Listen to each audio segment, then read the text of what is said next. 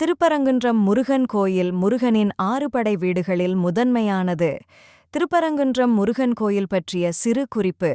இது மதுரைக்கு அருகில் அமைந்துள்ளது. இங்குதான் முருகன் தெய்வானையை திருமணம் செய்து கொண்டதாக புராணங்கள் கூறுகின்றன. திருப்பரங்குன்றம் முருகன் கோயில்தான் முருகனின் 6 படை வீடுகளில் முதன்மையானது. இக்கோயில் பாறையை குடைந்து அமைக்கப்பட்ட குடைவரை கோயிலாகும். 8ஆம் நூற்றாண்டில் பாண்டியர்களால் கட்டப்பட்டதாக நம்பப்படுகிறது.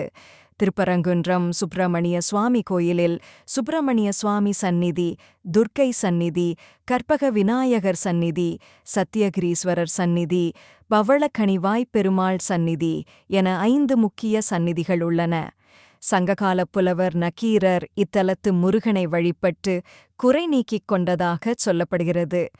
திருப்பரங்குன்றம், தன்பரங்குன்று, தென்பரங்குன்று, பரங்குன்று, பரங்கிரி, திருப்பரங்கிரி, பரமசினம், சத்தியகிரி, கந்தமாதனம், கந்தமலை போன்ற பல பெயர்களால் இலக்கியங்களில் குறிப்பிடப்படுகிறது.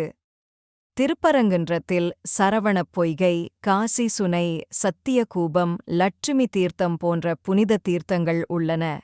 இங்கு தினசரி 6 கால பூஜைகளும் ஆண்டுதோறும் கந்த சஷ்டி உள்ளிட்ட 3 முக்கிய திருவிழாக்களும் கொண்டாடப்படுகின்றன.